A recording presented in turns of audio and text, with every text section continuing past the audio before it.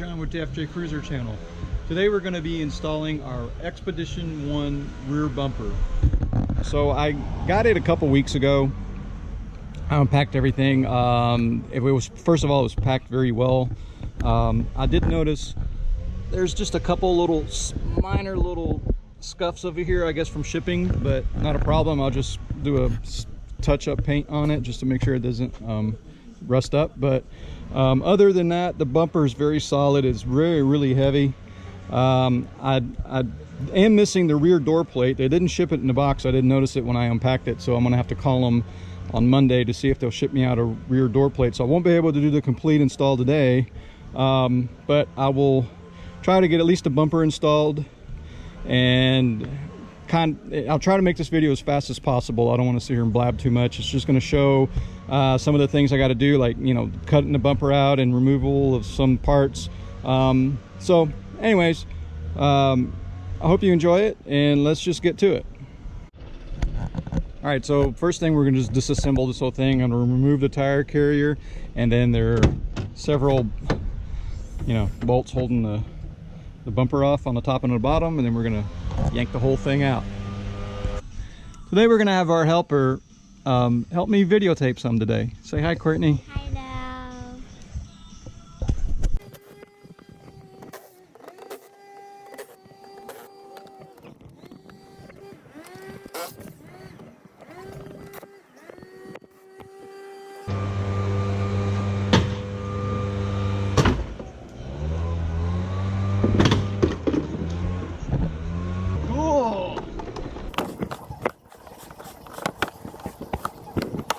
Yank on it.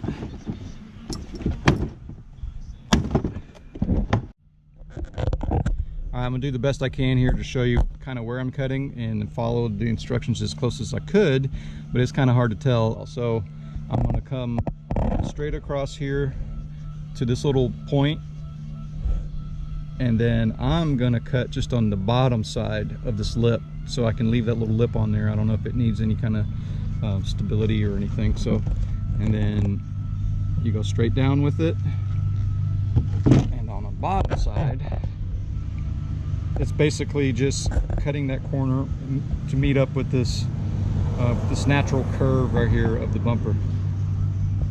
And then on this corner here, I think it's just mainly taking as much as you can out of that point. So I'm lining up with this hole of the bumper and coming straight down with it, and on the top side kind of cut just the very tip off of these little points right here, and match up to maybe that last point on that side of the bumper, and follow that line all the way down. And again, on the bottom, just kind of go diagonal and then just meet it together. And if that's not enough, then we could always cut a little bit more. I'd go on a little conservative. I don't really think it matters how much you cut off, but that's kind of what I'm doing. If I need more, I'll just chop a little bit more off. I'm going to do the same thing on the other side.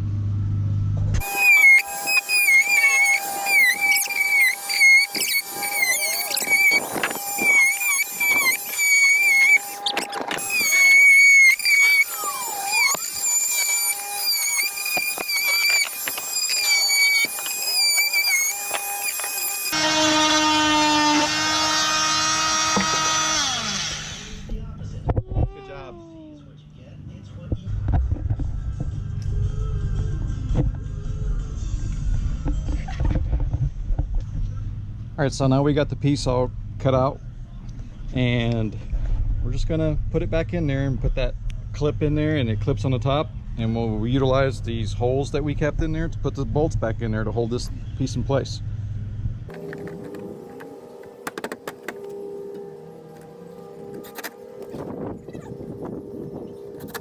So before you slide your bumper in, you got to remove these tow hooks. Basically, the bumper uses these two bolts here to hold it in place.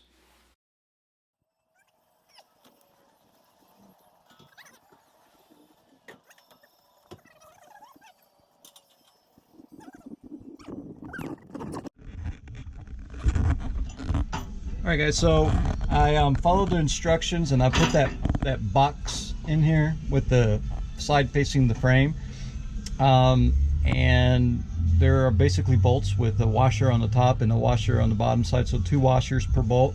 But if you can tell, there's still like easily a ½ inch of gap up there and ½ inch of gap on the bottom. I'm hoping that this kind of, maybe the idea is that these mounts on the bumper should bend a little closer to really make a good contact. I'm not sure if this was designed this way or if it's just the tolerances are really loose on this guy. So let me kind of bolt it together and see how it goes. And the same thing for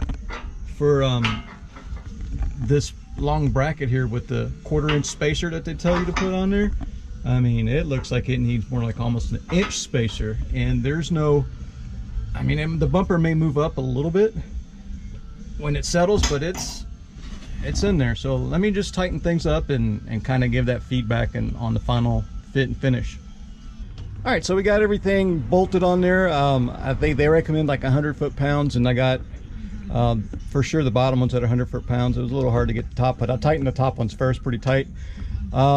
So it does look like eventually it kind of squishes together. So the extra gap you see on there, you know, when you torque it all down, it kind of squeezes away, and I don't know, you can barely see, this is a little bent. It kind of bends up, and the same thing with that one. You can it tucks in nicely. So anyway, so that's the bottom. I did the same thing to the other side, 100 foot-pounds, and let's go look what the bumper looks like.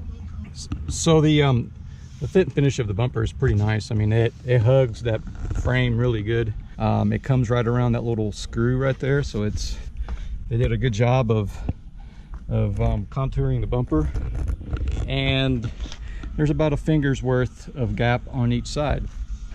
And this is what the other side looks like. You know, it looks really nice. Feels solid. I'm probably going to put a little bit of skateboarding tape on this step part right here, so when you get a little better grip when you kind of use it as a step.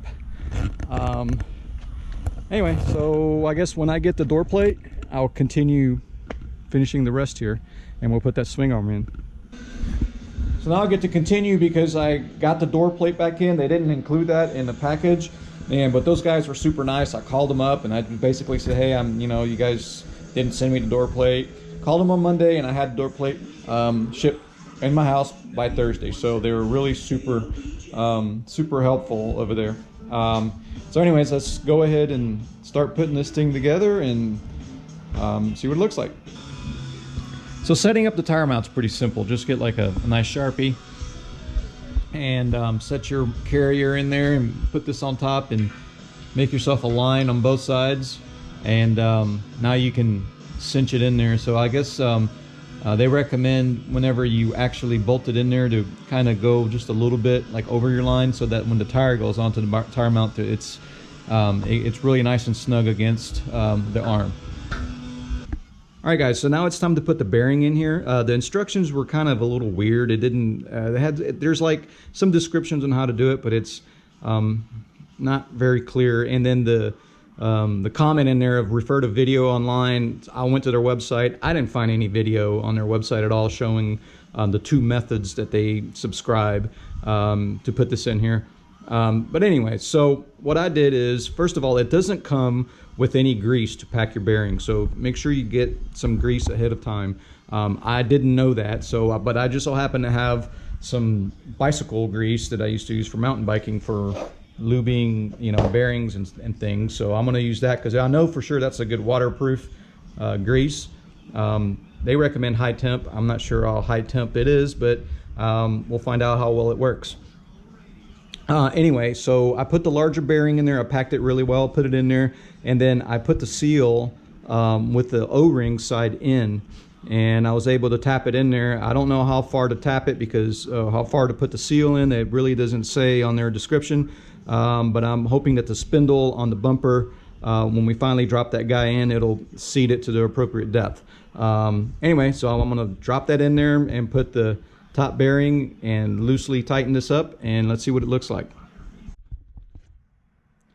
All right, guys, so now I got the anti-seize on there, and I put that nut on there. That's a very large nut. It's larger than a 32 millimeter because that's the largest socket I have, and it's larger than any of the crescent wrenches that I have to open it. So I was able to get one of these adjustable pipe wrenches and get it in there and tighten it up pretty good.